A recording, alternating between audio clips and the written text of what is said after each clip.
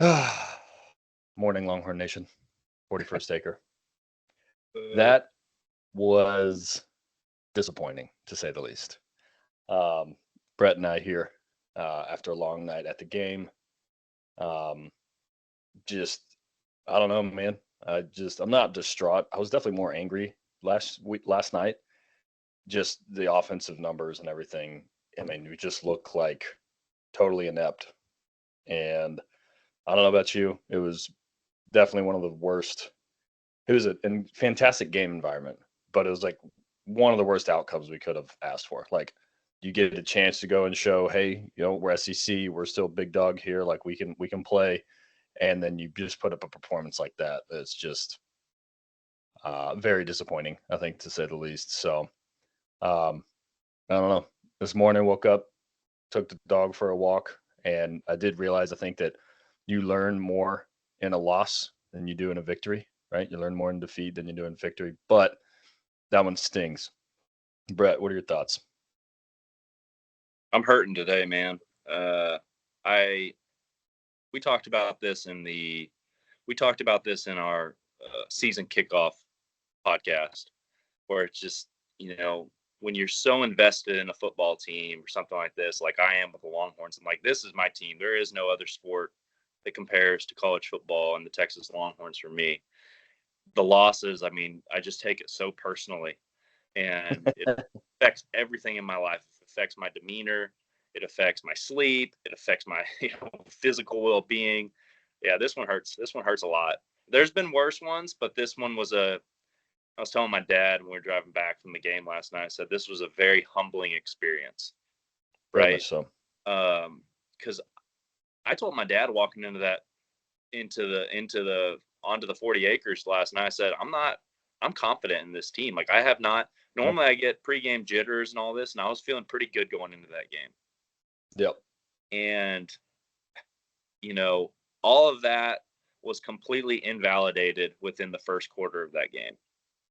Yep. Uh, just a shockingly poor performance by pretty much the entire offense, Yep. notably Quinn, notably Hmm. the offensive line. The offensive line played the worst I've seen them play in 3 years, probably. They got blown up constantly.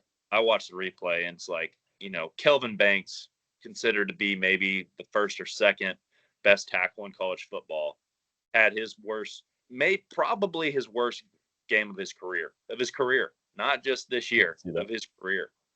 I think he Yep. gave up 2 sacks and, I mean, plenty of hurries. It was awful. Yep.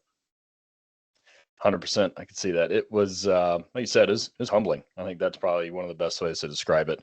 Um, Yeah, if that is, they're saying, right, has been the standard is the standard. That wasn't the standard. that Like, was not. I don't think they're happy with it, honestly, right? I think that they realize, but dude, I mean, it's not like Carson Beck came in here and lit it up, right? Your bold prediction actually came true. He only threw for 175 yards. You said less than 200. He threw three interceptions, 3 interceptions, unfortunately. 5. Yeah. And no, you don't lose. You get pretty much killed. Yeah. He got handled. Like, that's easily the nicest way I could put it. Yeah. Um, the special teams and defense, 100%. Like, we had great defense. Special teams wasn't bad for us, but man, the constant turnovers that we had on our side of the ball, or I'm sorry, on our side of the field, and then it just gave them short fields, and they turned it into three rushing touchdowns. Like, what are you going to do? I mean, they ran for 110, and they threw for 100 and what 75. Yeah, Carson So Beck. just 285 yards of offense. That shouldn't equal 30 points, right? And you flip that, you look at ours. We threw for 230 and only ran for 29 yards. Oh, that's because of big sack yardage negative for Quinn. So you can take that out of the picture. But I mean, Trey ran for 52 yards, right? His long was only 10. I mean, it was a SEC just just a fist fight all day long, but we just lost in the most important parts. When we made our turnovers, they're on our side, gave them short field, and they turn around and score a touchdown very quickly. Um, yeah, I mean that's just you just can't have that. So Let's get into um, get into some of the details. Let's break it down a little bit. Okay. I mean, the easiest thing. I think we should talk about a few things, right? I think we should talk about Quinn. I think we should talk a little bit about Arch. We Yep. need to talk about the offensive line, and then we can talk about some of the game controversies. I think that would be, and I think everyone knows what I'm talking about here. Because it's been all over ESPN this morning. I didn't realize how much it was. And Kirby Smart had things to say about it last night in his post game. So he always does. Yeah, he was hot, which he probably should have been. But let's talk about it. So let's talk about Quinn first and foremost. Yep. Here's my thoughts on Quinn. The warning signs were there against OU, right? Yep. The first play of the game against OU, he steps back in the pocket. He doesn't trust his eyes. He starts looking down. He backs up instead of stepping up, and he takes a bad sack on the first play, 1st and 10, right? Puts us at 2nd and 12. I think we end up either throwing an interception or 3 and outing in that first possession against OU.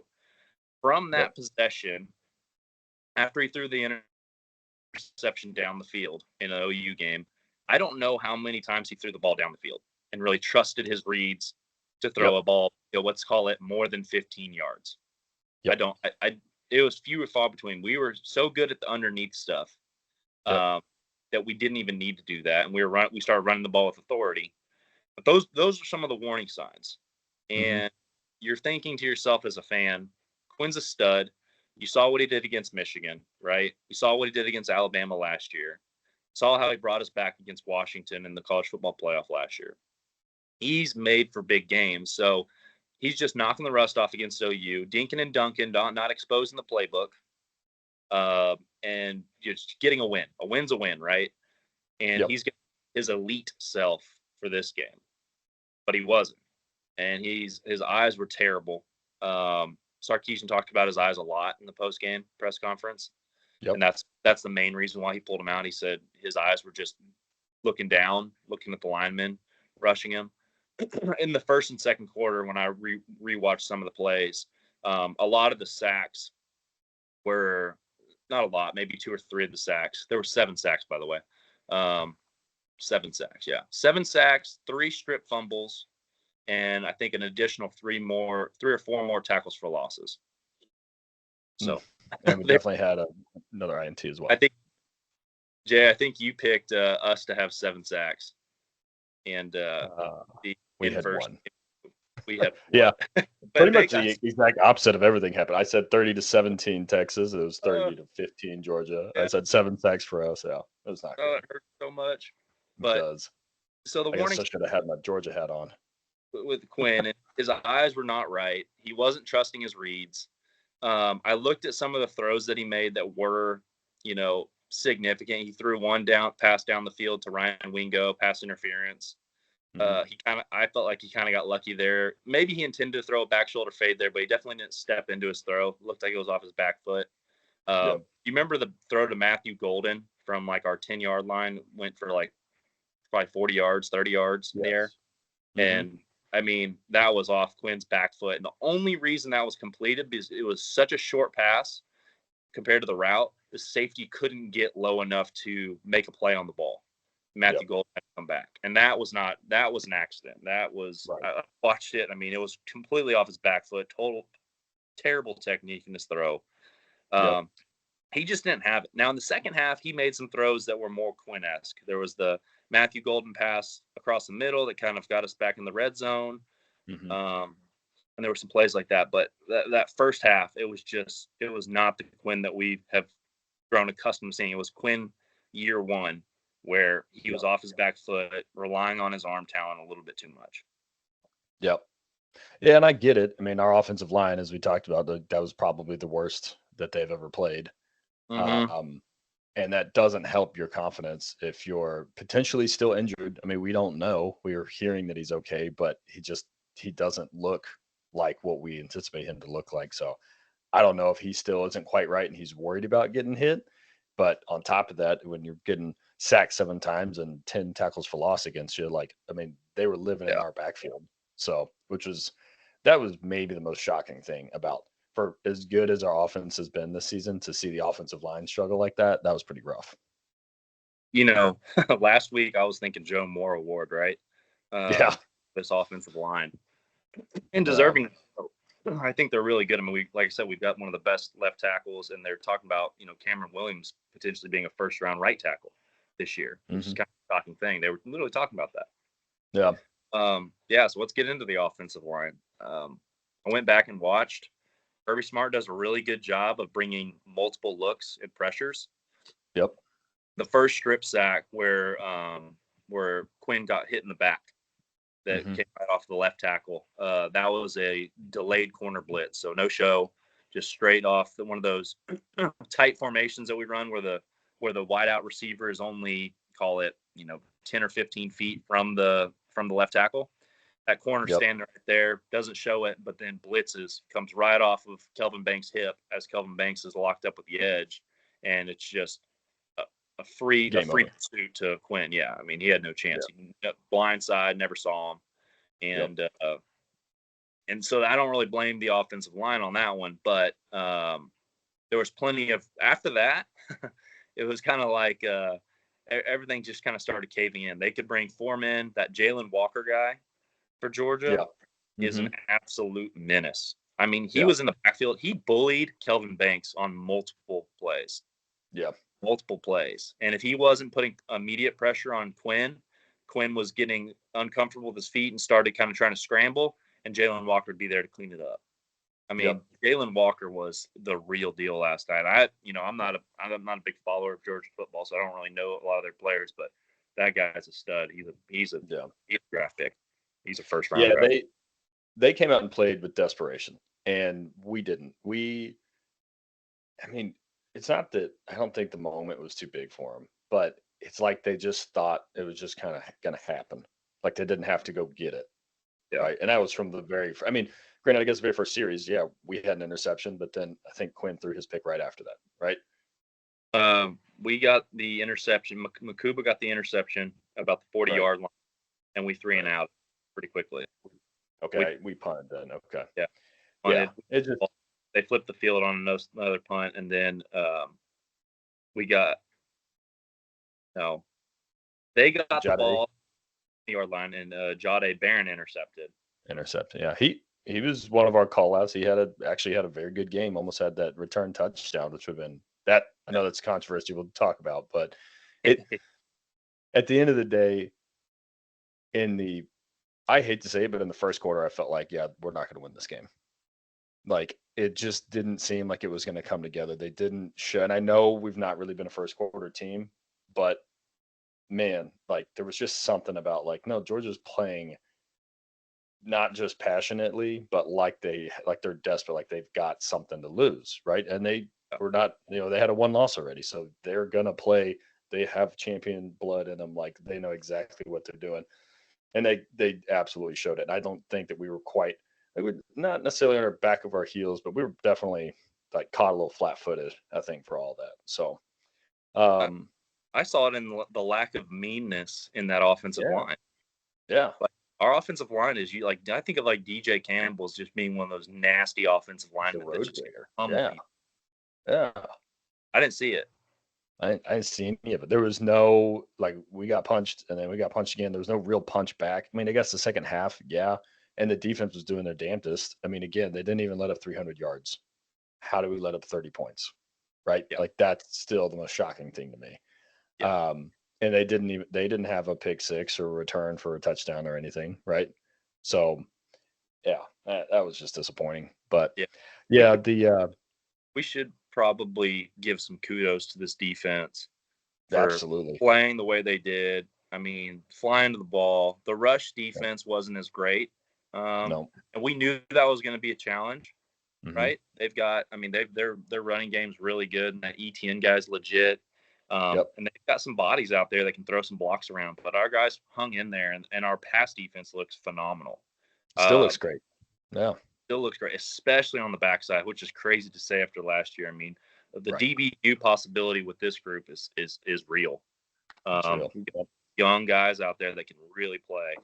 Yeah. Um, but one thing to note is when Georgia needed a big play, our pass rush couldn't get there, Right. and they gave Carson Beck time. And that was something that we were kind of it was starting to Challenging. feel like we could get pass rush. I think I put in my things that I was the most confident about was our pass rush, right? Yep. Yep. And that 3rd and 10, we had 3rd and 10. They had 3rd and 10 from their own 10-yard line after Jade Barron's interception, and we converted that for a touchdown. We kick off, they return to the 10. We've got all the momentum in the world. The place is roaring. They've got Going third insane.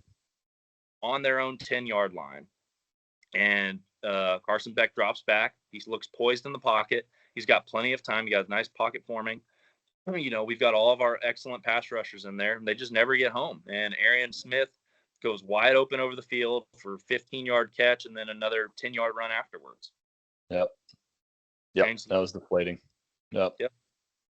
Yep. This is how you know that the game didn't go as you wanted. Number one tackler for Texas, Michael Taff. Oh, shit. Yeah. Not that Taff is a bad player. Taff is awesome. He's the QB of that secondary. It's great. But when he has to have 9 tackles and 7 of them are solo, that's when you know things didn't go quite right, because that means that they're getting to that next level of our defense. Now, again, we just talked about how good the defense honestly relatively considered play. They didn't let up a lot of yards. They didn't have the timely sacks or anything like that, but they also had 3 interceptions, right? Ant Hill, still a monster. I mean, he got 8 tackles, 4 solos, 1 sack, 1.5 tackles for loss. And of course, Benda, 7 tackles, 3 solos, half a tackle for loss. So, you got your linebackers in there. Who are the people you expect to play there? But then you have Jermaine Lole, who I believe, no, he's a lineman, huh? Yeah, he was our next tackle. Yeah, I was thinking of the new safety that they had to bring in, but that's not him. But yeah, I mean, they couldn't take advantage. I think it's thinking about. Could be McDonald. I'm thinking about. Yeah. But they just couldn't make anything happen in the most timely. I mean, again, minus the interceptions, the sacks, and the negative yards, negative loss tackles and stuff, just not there, which is pretty disappointing considering how crazy that crowd was growing. I mean, I haven't yelled that much in a long time. I don't know if you can hear my voice, but I'm hoarse, I promise. Yeah. And I loved it. I enjoyed it. Like, that's the environment that we wanted to be in, and I think they did too. But man, they just weren't ready to go. But let's get into that controversy. Again, deep pass down the left side, and Jade Barron. I can't remember. Before we talk about the details of that, we should probably talk about the overall environment at DKR to kind of set the scene of how rowdy it was. I think you made it. I mean, I agree. I'm hoarse a little bit from yesterday, but in the first quarter, there were so many people there. I think we set an attendance record, which kind of was bound to happen, right? 105,000, something like that. 105, 215. Yeah, that might be the highest. Yeah. And we have the attendance record. The student section was as rowdy as I've ever seen it. As rowdy. Yep. Yeah, I've never seen it that rowdy before. Yep. And that first few series where you have all of the fans just all in screaming as the defense is taking the field, that was one of the most deafening experiences I've ever experienced in a football field, on a football stadium. Absolutely. It was so loud. We're like kind of popping a little bit, and it was crazy. It was crazy. Yep. So everybody was excited. Even outside the stadium, the amount of people and just the fanfare, the excitement for the game, like it was legitimate. It was fun. Yep. 100%. No, I mean, the Longhorn city limits, all the music and everything with all the bar areas and the way that they do the Midtown Midway or whatever it is, the Smokies Midway and Bevo Boulevard. I mean, everything. I mean, it felt like we were at the State Fair again. It was great. Right. And also, beautiful weather. I mean, people are out there just enjoying themselves, having a great time. No, the vibes were high for sure. And from kickoff, man, that stadium, the fans, the crowd was ready to go. And Georgia fans were there. You could hear them whenever Georgia made a good play. You could 100% hear the Georgia fans. They traveled. It was well done. But man, every time I feel like that crowd started getting into it, it almost kind of seemed like Georgia had a little bit of an answer. Yeah. Like we were there and it's like, God, man, like we just can't make this play. Right. Yeah. So starting to get back into the game. Let's see. At the time, we were driving and we turned it over on downs on UGA 31, and then that's what starts the next Georgia drive. Beck through pass complete, and they did that like I don't know if it was a backward pass or what it was, but Aaron Smith went backwards for 6 yards. So then 2nd and 16, Yeah. there you go. ETN ran for 6 yards, and then 3rd and 10, Yep. deep ball down the left side. Jade makes, I mean, just a great play, right? In the moment, I didn't think there was any interference. I saw the flag go down, and all the people around us did like that. That doesn't seem accurate, but okay, let's see what it is after they figure it out. And even watching the replays, I don't see how that's any kind of interference on either team. Like he got at the top of his route, he runs into him, and Jade is just as Standing his ground. he's standing his ground. He has every right to be there, just as the guy ran into him, and then Jade just kind of goes around him, grabs the ball, and moves on. It was odd that they picked up the flag after calling it, though. That was interesting. I did not expect that to happen. Yeah. So Jade intercepts it. He returns down 9-yard line, right? Mhm. Flags on the field. Sarkisian is going absolutely nuts on the sideline. As animated as you've ever seen the guy. Just absolutely furious. Because to your point, it looks like, I mean, it just looks like normal contact.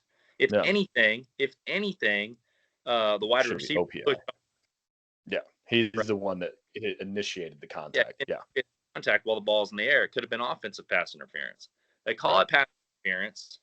A beer can is thrown from over from the fans on the Georgia side of the field, just like right behind the Georgia bench. One beer can is thrown right there, and it lands in the backfield of where Georgia's offense is set up with the ball for this first down that they just got. And that, it was like igniting dynamite at that point in time. Because the student section saw that, and you just look over at the student section, and from both corners of that end zone, I mean, it was a waterfall of beer, water, anything they get their hands on was just being chunked onto the field to the point where they had to pause the game. And I was just looking and kind of shaking my head like, oh no, this is terrible. But it causes enough of a delay, and it's so rowdy. I mean, the entire stadium is booing as loud as they can. And that might have been one of the loudest parts of the game, right? Yeah. How loud Tons those of booing. Yep. I was booing like crazy too. Yep. It was a bad call. Yeah. I will say this. If it was at A&M and they were hissing, I don't think any rowdiness comes out. I think shot fired. Yeah, I think the boo is what got the refs to re-huddle and say, "All right, guys, we don't want to leave here dead in a casket, so we probably pick this flag up." Yeah, that was and that is what happened. They reconvened, not allowed to review it. All they can do is get together as an officiating group and talk about it. And because they had more time, they talked about it and said, "Oh, actually, there was no pass interference. It was a mistake." And that's what they said. It was a mistake. Yep. Interesting. I mean, I would love to. I wish that we could interview refs, get a post game from the refs sometimes. Yeah. Now the SEC will come out with a statement about it. I'm sure They did. Okay. Yeah. See, that shows you how much I've looked into the game of everything. I mean, I'm like, I just went to bed and I woke up. I was like, all right, let's just deal with what go through my own thought process on the game. But what did they say? They said that. They said in the event that a call is made on the field, the refs cannot call it. They cannot call a timeout themselves and review it, but they can huddle up as a group and make a decision, and they can say that they made an error and revert based on their error. Fix whatever they think they made error on. Interesting. And that's it. And so literally you can say that the antics caused by the student section allowed the refs to regroup in that set, a free timeout, and overturn the call. Amazing. I mean, I'm not saying I'm proud of the student section. Okay. I don't think you should ever throw stuff on the field. Right. But, and there was a chance that could have then sparked the comeback. Right.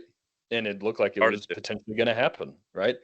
Obviously, Yep. we know how it went down. It didn't happen, but it kind of seemed like that might be the case. And I'm glad to see that the students care again, because I know they have for the past couple of years. Don't get me wrong, but there were Yep. times when we were in school there where it got real empty real quick, right? Yes, it did.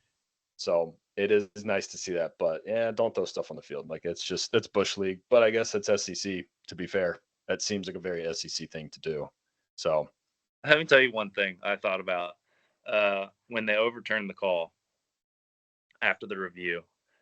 I've I have this thought. I have a background like training horses and stuff like that, and one of the like principles that I use, it's a common principle, is you never reward bad behavior on your horses right. when you're training, right?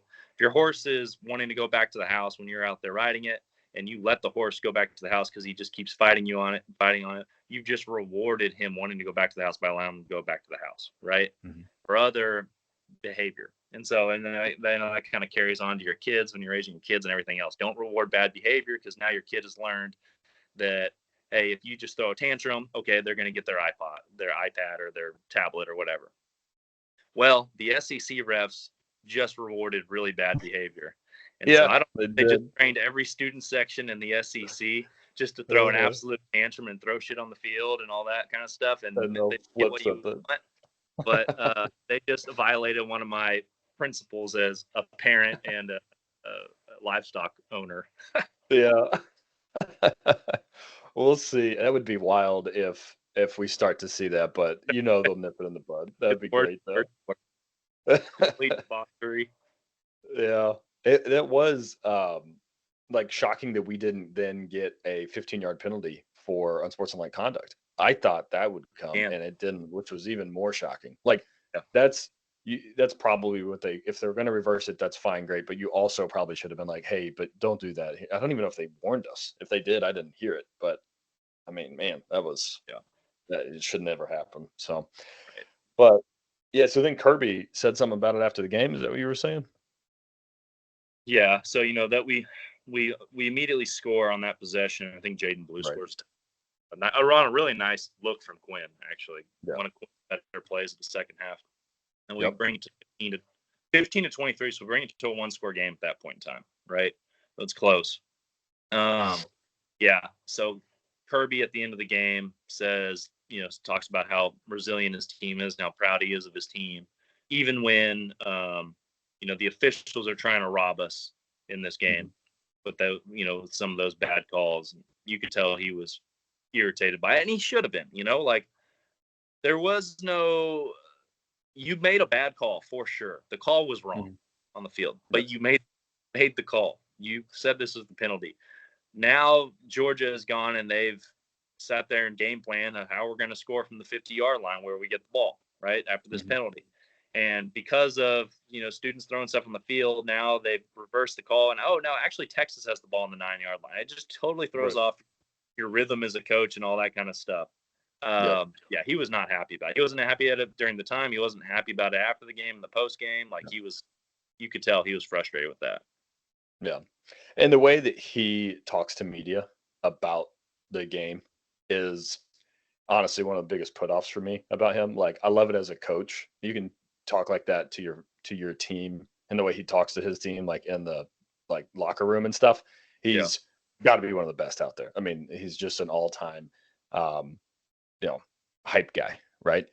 But I hate the way that he talks to the media for some reason. I don't know why. He just seems so pompous about some of the stuff. And it's like, they tried to take these from us. Okay, calm down there, bud. All right.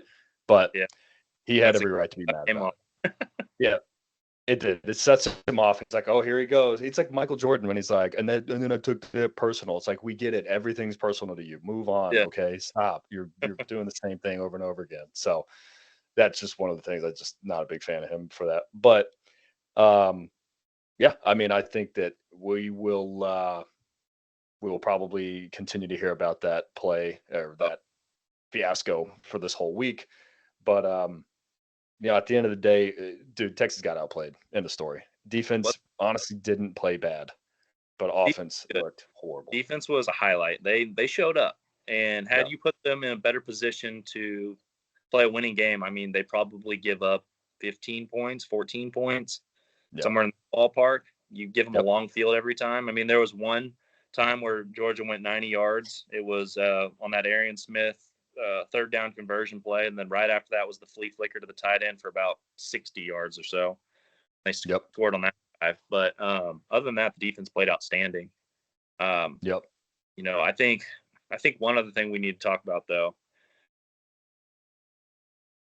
Do we have a quarterback controversy, Justin? Nah, nah, I don't think so. I mean, Arch went in there and looked bad too. So let's not talk like that's a thing. I actually just don't know if Quinn is fully healthy. I still am hesitant on it. And I said it last week before Mississippi State or before OU, excuse Oh, me. yeah. Yeah, he just doesn't look like he's comfortable. And if he doesn't look like he's comfortable, then, or if he's looking uncomfortable when he's supposed to be fully healthy, then okay, now you have a bigger issue. You're talking about a mental thing with Quinn, right? But I think physically he's not quite right, and he's hesitant on some. None of his throws, not none of them, but a lot of his throws just don't look like the Quinn that we know. So, um, quarterback controversy, no. Arch went in, didn't get the spark Sark was looking for. Quinn went back in. We got a couple touchdowns. Granted, it wasn't necessarily thanks to Quinn, right? But nah, I got no controversy on my end. How about you? Man, so I went back and I watched the film on Arch, and I mean, I watched pretty much the big highlights of the game. Yeah, Um, Call it the he had that top one big run. 20-30 game. Yeah, I will say this about Arch is where Quinn looked very uncomfortable in the pocket when it was collapsing around him, not being able to step up and give him by himself that extra second of time to make the throw. Arch Yep. did times. He Mhm. missed on a couple of those throws. I think he had, maybe it was DeAndre Moore. He tried to hit on a deep post route and he missed through him, but then he also missed a wide open read from somebody who kind of curled over the middle, had Right. nobody within 10 yards of him.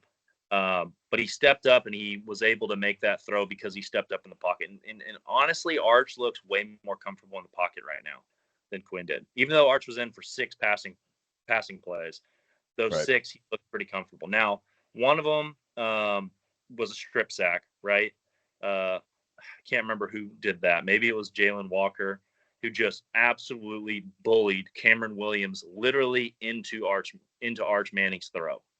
I mean, it was embarrassing. Cameron Williams is our heaviest lineman on the entire team. I think he's 6'7", 6'8". He's huge, and he weighs 350, 360. And Yep. he just absolutely gets bullied into Arch's throw. We give up the ball. Yep. They kick a field goal to end the half. That Right here. So Arch got sacked by Damon Wilson. Damon Damon Wilson. Wilson the second, and then Jalen Walker made the recovery. Okay, it was Jalen Walker who got the recovery. But yeah. So other than that play, I mean, and that I don't blame Arch on that. That was, again, we talked about how bad the offensive line was. The offensive line wasn't good when Arch was in. Nope. But I will say the nice thing about Arch is he's so fast, which is Yeah. crazy to say because he's a Manning. He's so fast he can't make plays with his feet, and he did that. He steps up in the pocket and he can run, and he has to keep that defense honest. And it throws a new dynamic to offense because Quinn is so slow-footed right now, and that might be a Yeah. health thing too. But Quinn just doesn't look good navigating the pocket. And a few times last year where we saw he needed to get out and rush for 15 or 10 yards to get a first down or 5 yards to get a first down, we haven't really Right. seen that out this year. Mm-mm. Yeah, I think after the U of H hit last year, he's like, "All right, I'm out. I'm not running like that anymore." Yeah. Quinn is typically pretty good in chaos, but Arch, his mobility makes him. I mean, it's that different. Like, it's just a different type of quarterback. So he can literally run out of the situation, whereas Quinn is usually better about just kind of finding some space and making a throw. Right? He's definitely not scrambling quite as much as he used to, but yeah, I will give Arch definitely the nod on his ability to handle chaos in a different way. I think is usually more effective. Like when they're both at their best, I'll still take Quinn because he's going to get the ball down the field. But in a situation where Quinn's not doing that and Yeah. Arch can just get in there and run, yeah, it's nice to have that in there. Well, there's the other thing I noticed too. Quinn would not air it out. Yeah. Georgia wanted was daring Quinn to air it out. Mm-hmm. Trust his reads and throw the ball down the field. What they did was they loaded up the box so we couldn't run against them, and they Yep. played press coverage on the outside, and then they put their Yep. safeties deep, so Yep. that basically, all these underneath throws that we did so well against OU, they weren't going to be there. We saw it. I mean, how much Yep. of that dink and dunk worked last night? None. Yeah. Pretty I mean, much none. Yeah. pretty much none, right? And Georgia was daring Quinn to throw the ball deep, and he wouldn't do it. He was not trusting Yeah. his reads, and there was times where, yeah, maybe the guy had someone over him, but with Quinn's ability to throw the ball, he can throw them open, and Oh our yeah. wide are good enough. And I will say it was refreshing to see, like, Arch Manning at least gave it a try, threw it down the field with some confidence and some poise. Now, Sark completely dismissed the quarterback controversy and reissued the statement of Quinn is our starting quarterback. I was giving him time to basically Reset. reset, put some of those bad interceptions, some of those bad sacks behind him, think through it, give him that time, give him halftime to come back and come out hot, and he did. Right, Mm-hmm. the first two possessions he came out and looked pretty darn good. So I'm not saying there's a quarterback controversy, but I will say Quinn's got to get back to his normal self and be comfortable It throwing the does. ball, trusting it. Just trust it, man. You got Yep. it. You can make every throw in the book. Trust Yep. it. And Arch is in that kind of. I mean, Quinn trusted his first year playing too. I remember. I mean, he would just throw the ball downfield, and a lot of Right. those, were We're completions. horrible It throws, looked but like Quinn was fighting himself a lot last night. right. Yeah. That's what I just don't know. I hope he's not still hurt and they're just not I guess I actually hope he is still a little hurt and they're not Yeah. telling us. That would Uh, give me the reason, like something go, okay, I can point to that and say, that's what's happening. Okay, cool. Right. Versus Quinn's lost it. Right. Quinn's a head case or whatever, because he's seeing ghosts maybe. Nope, can't throw that. I mean, there was no wind last night. It was a gorgeous night. yeah. Like, throw it. Try. It, man. Try to get DPI, anything, right? Yeah. It worked. When we threw the ball down the field, we completed or got a pass interference more often than not. Yeah.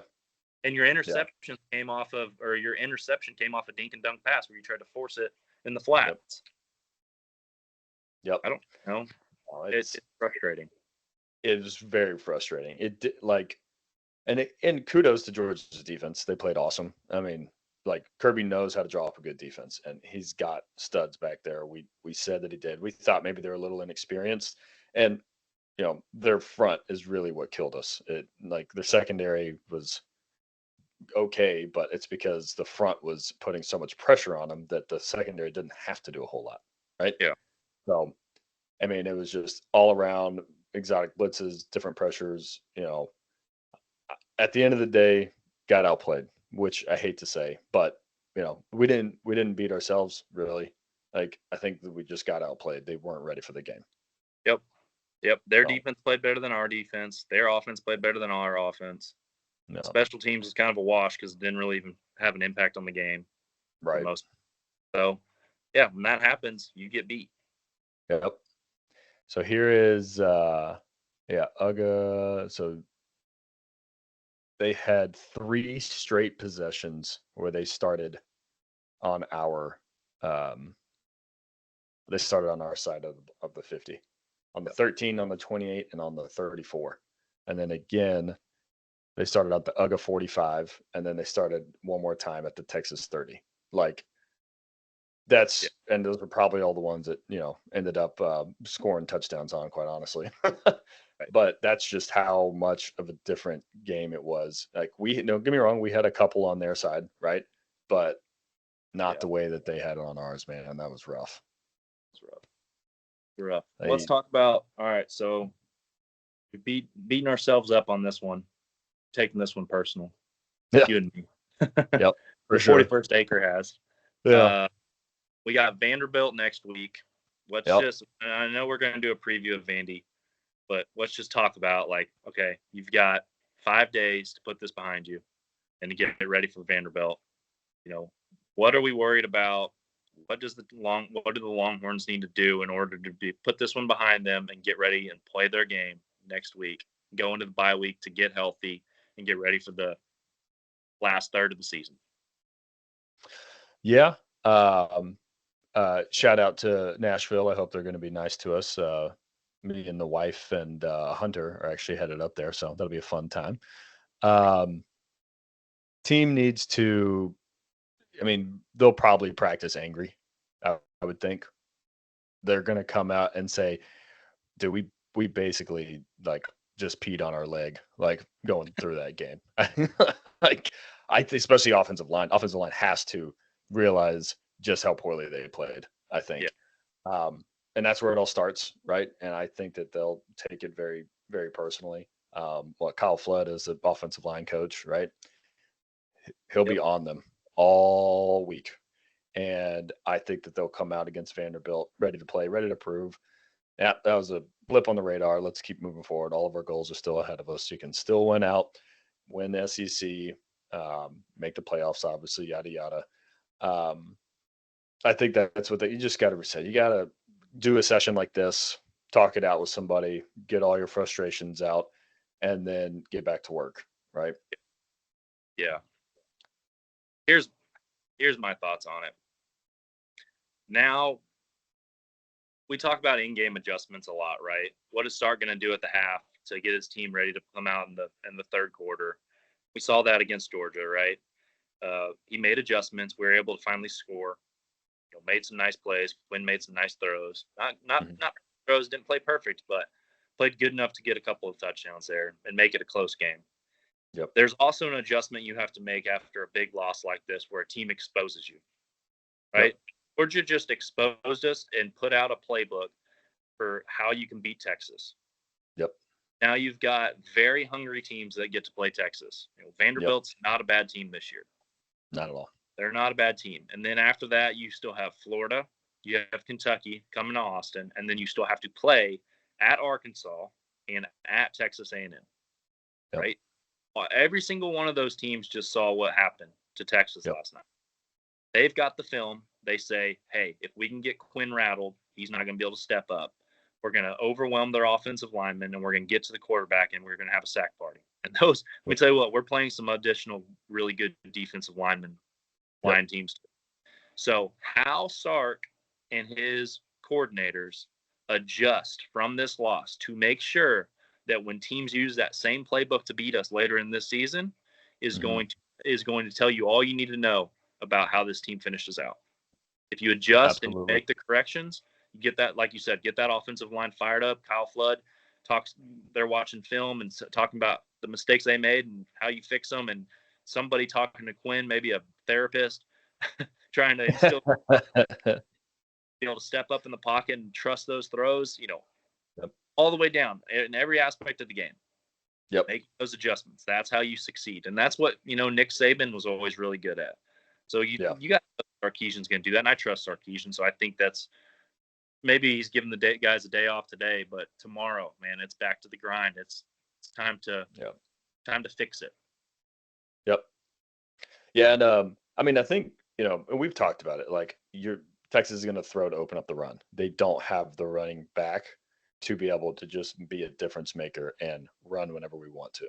We've got to be able to scheme open a run or make the defense respect our throw enough and then hit them with a quick run, right? Yeah. Like we've talked about, that's how we have to do it. So the only thing that went so sideways, which they can correct, like we talked about, is that, they couldn't get any of the passing going.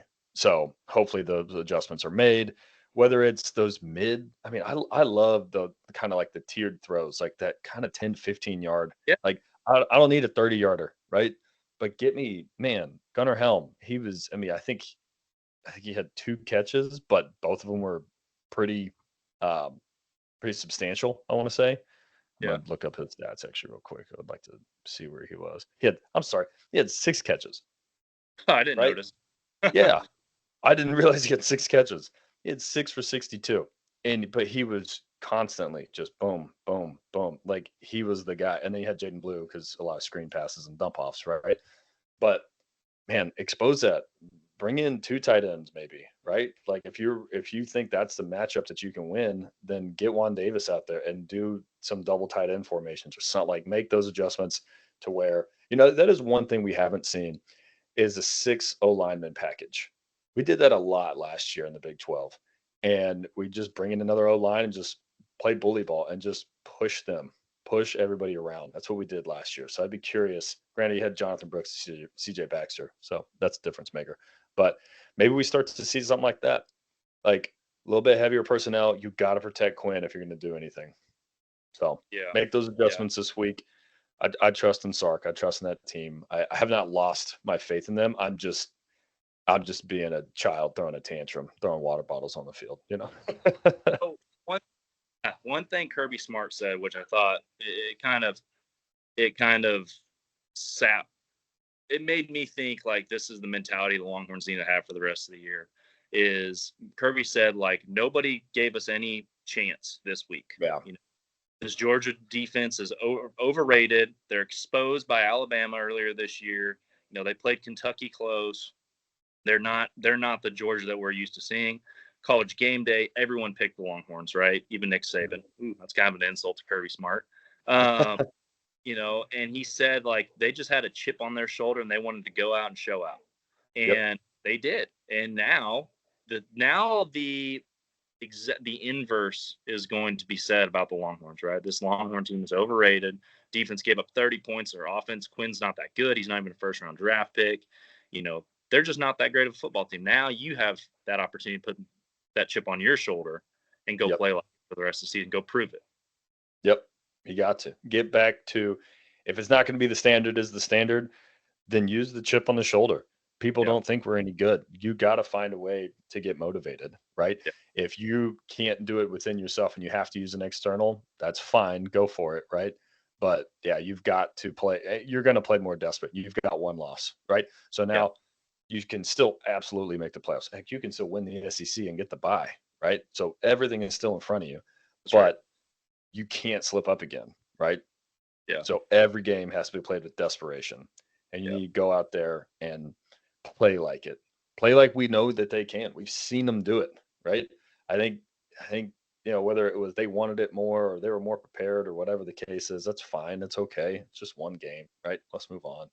So, yeah, I think you got to play like that. You got to play either with the chip on your shoulder or the desperate, like, hey, we can't lose again kind of mode.